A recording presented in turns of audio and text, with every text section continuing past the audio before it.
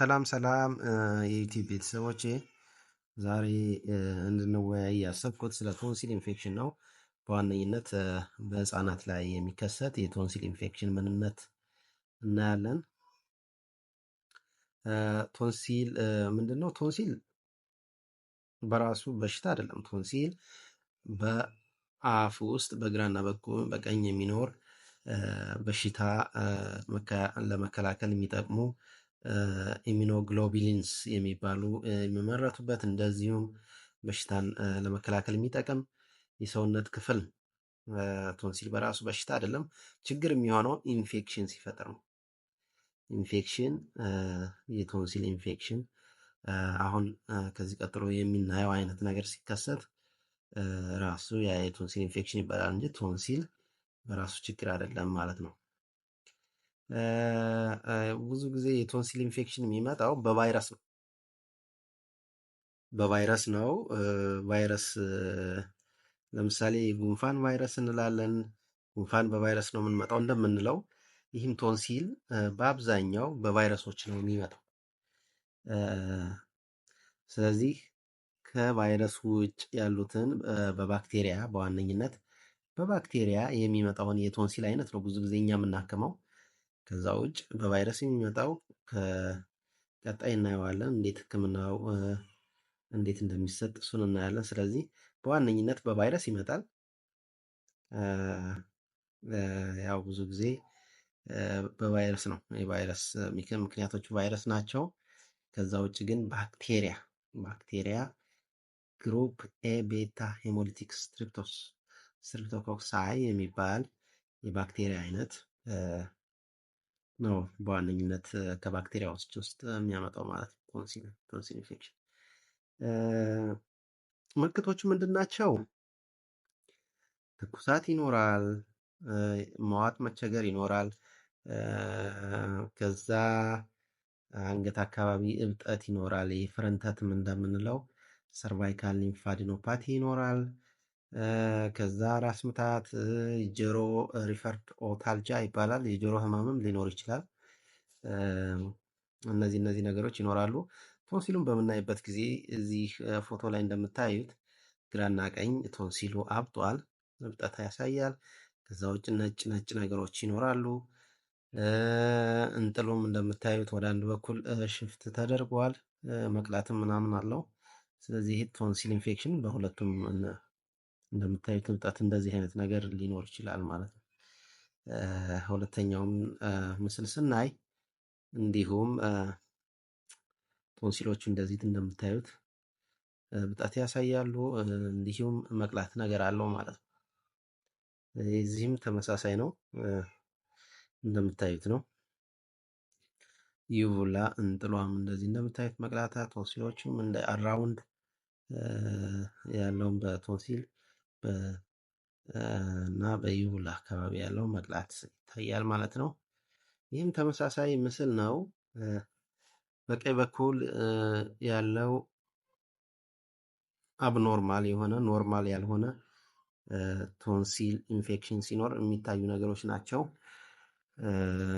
እንጥል ያብጣል፣ ነጫጭ ነገሮች ቶንሲል ላይ ይኖራሉ፣ መቅላት ይኖራል ነው የሚያሳይ። በግራ በኩል ያሉት ደግሞ ኖርማል ነው የሚያሳየን ማለት ነው። ቶንሲል ያው አንደኛ ደረጃ፣ ሁለተኛ ደረጃ፣ ሶስተኛ ደረጃ፣ አራተኛ ሊባል ይችላል። እሱም ምን ያህል ቦታ ይዟል ነው እድገቱ። የቶንሲል እድገት ምን ያህል ቦታውን ይሸፍናል ነው የሚለው። ስለዚህ እሱ ጥቅሙ ምንድን ነው? ያው ግሬዶቹ ወይም ደረጃዎቹ እየጨመሩ ሲመጡ የህፃኑ ምልክቶች በዛው ልክ ከበድ እያሉ ነው የሚሄዱት። እስከ መተንፈስ አለመቻል ድረስ ሊያመጡ ይችላሉ። ስለዚህ ደረጃዎቹ ህክምናቸውን ይወስንላል ማለት ነው። ስለዚህ በዋነኝነት ለህክምናው ነው የሚጠቅመን። ይሄ ምርመራ ምን አይነት ምርመራ ማድረግ እንችላለን? የደም ምርመራዎች አሉ። አንቲጂን ምርመራ፣ ፒሲአር እና ብለድ ካልቸር ይባላል። እነዚህ ምርመራዎች ባክቴሪያውን ቤታ ሄሞሊቲክ ግሩፕ ኤ ቤታ ሄሞሊቲክ ስትሪፕቶኮክሳይ የሚባለውን ባክቴሪያ እንድንለይ ነው የሚጠቅመንና እነዚህ የሴሮሎጂ ምርመራዎች እና ባክቴሪያውን በላቦራቶሪ አሳድጎ ማየት የካልቸር የምንለው አይነት ምርመራ ይደረጋል። ግን ያው ካልቸር ጊዜ ይወስዳል። ስለዚህ ሌሎች የሴሮሎጂ ምርመራዎች ይኖራሉ። ከዛ በተጨማሪ ሲቢሲ ምርመራ ልናደርግ እንችላለን። ስለዚህ ባክቴሪያ ነው ቫይረስ ነው የሚለውን ሊጠቁመን ይችላል ማለት ነው። ሕክምናው በዋነኝነት ምንድን ነው? እንግዲህ እንደ ምክንያቱ ይወሰናል። በአብዛኛው ቫይረስ ነው ብለናል። ቫይረስ እንግዲህ የጉንፋን ምልክቶች ማስነጠስ፣ በአፍንጫ ማንዘርዘር ሊሆን ይችላል፣ ሳል ነገር ሊኖር ይችላል፣ ሙቀትም ሊኖራቸው ይችላል። ግን እንደዚህ የጉንፋን ምልክቶች ካለና ቫይረስ የሚመስል ነገር ካለው ያው ብዙ ጊዜ አናክመውም። በአንቲባዮቲክስ ወይም ጸረ ተዋሲያን መድኃኒት አንሰጥም። በራሱ ሊጠፋ ይችላል። ያን ለማገዝ ግን ትኩሳቱን መቆጣጠር፣ ማስታገሻ መስጠት፣ ፈሳሽ በደንብ እንዲወስዱ ማድረግ፣ እነዚህ ነገሮችን ልናደርግ እንችላለን። ብዙ ጊዜ ባክቴሪያ ከሆነ እንዳልነው ግሩፕ ኤ ቤታ ሄሞሊቲክ ስትሪፕቶኮክሳይ የሚባለው ባክቴሪያ ከሆነ ነው ብዙ ጊዜ አሞክሳሲሊን፣ ኦግመንቲን የሚባሉ መድኃኒቶችን የምንሰጠው። በዋነኝነት መጀመሪያ ላይ የተቀመጠው አሞክሳሲሊን ነው። እሱን እንሰጣለን ማለት ነው። ከዛ ካለፈ እንዳልኳቸው ብዙ አማራጮች አሉ። እስከ መርፌ ድረስ አማራጮች ሊኖሩ ይችላሉ። ግን እነሱ በሐኪም ውሳኔ ነው የሚሆነው። ሐኪሙ ታካሚው ጋር ያለውን ኢንፎርሜሽን ከወሰደ በኋላ መታከም አለበት ወይስ በምንድን ነው መታከም ያለበት የሚለውን ይወስናል ማለት ነው። ከዛ በተጨማሪ ከጸረ ተዋሲያን መድኃኒት እንዳልኳችሁ ባክቴሪያ ከሆነ ከዛ በተጨማሪ የትኩሳት መድኃኒት እንሰጥ እንችላለን። ማስታገሻ ነገር እንሰጣለን። ከዛ ፈሳሽ እንዲወስዱ እንመክራለን ማለት ነው። እንደዚህ የምታዩት ያው ግሬዲንግ ነው፣ ደረጃዎቹ ነው፣ ቅድም ያየናቸው ናቸው። በጊዜ ካልታከመ ምን ችግር ይኖራል ነው እንግዲህ። አሁን ቶንሲል ችግሮች ሊያመጣ ይችላል ካልታከመ። ብዙ ጊዜ እዛው አካባቢ ያሉ ችግሮች ይኖራሉ። ራቅ ብለው ደግሞ ልብ ላይ፣ ኩላሊት ላይ ሊያመጣው የሚችል ችግር ይኖራል ማለት ነው ካልታከመ። እንግዲህ እንደዚህ አይነት ነገሮች ሊኖሩት ይችላሉ። ስለዚህ ቶንሲል በጊዜ መታከም አለበት። ያው እንደሚታወቀው ቶንሲልም ከሰው ሰው ይተላለፋል። ከህፃናት ብዙ ጊዜ ትምህርት ቤት አብረው የሚውሉ ወይም የህፃናት ማቆያ እንደዚህ ሲኖር ከአፍንጫ በሚኖር ፈሳሽ አማካኝነት እንደዚህ ኤርቦርን ነው። ስለዚህ እና በፈሳሽ ንክኪ እንዲሁም ሊተላለፍ ይችላል። ስለዚህ መድኃኒታቸውን መውሰዳቸው ይሄን የጸረ ተዋሲያን መድኃኒት መውሰድ ከሰው እንዳይተላለፍ ያደርግናል። ቢያንስ ከወሰዱ በ24 ሰዓት ውስጥ ከወሰዱ ከ24 ሰዓት በኋላ የማስተላለፍ እንትኑ በጣም ይቀንሳል። ስለዚህ ጸረ ተዋሲያን መውሰድ ግድ ነው ማለት ነው። በባክቴሪያ የመጣ የቶንሲል ኢንፌክሽን ከሆነ ማለት ነው። ስለዚህ ካልተወሰደ ካልታከመ እንግዲህ ልብ ጋር የተያያዘ ችግር ይኖራል፣ ኩላሊት ላይ ችግር ይኖራል። ከዛው አካባቢ ደግሞ መላህ ወይም መግል ሊኖር ይችላል። በዛው ሪትሮፋሬንጃል አብሰስ የሚባል አለ። ፐሪቶንሲላር አብሰስ፣ ፓራፋሬንጃል አብሰስ የሚባሉ ነገሮች ይኖራሉ። እነዚህ በጊዜ ካለመታከም ሊመጡ የሚችሉ ችግሮች ናቸው። ስለዚህ ቶንሲል ያለው ሰው ቶንሲል የያዘው ህፃን ቶንሲል ኢንፌክሽን የያዘው ህፃን በጊዜ መታከም ይኖርበታል ማለት ነው።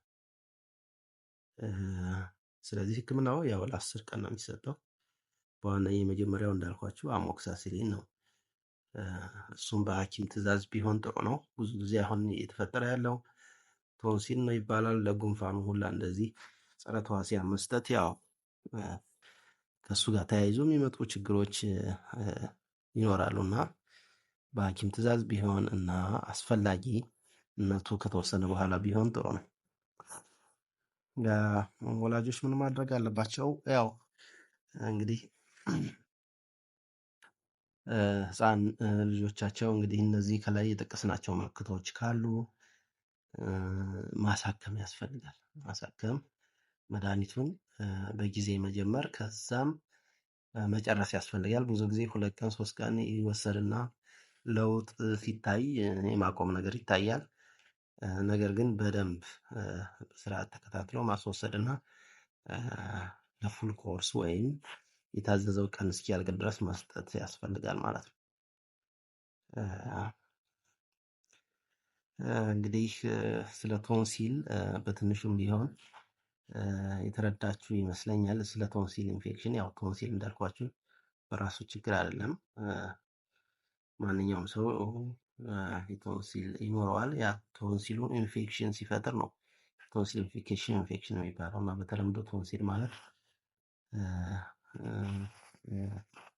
ኢንፌክሽኑን ሳይሆን ያው ቶንሲል የሰውነት ክፍል ነው ማለት ነው።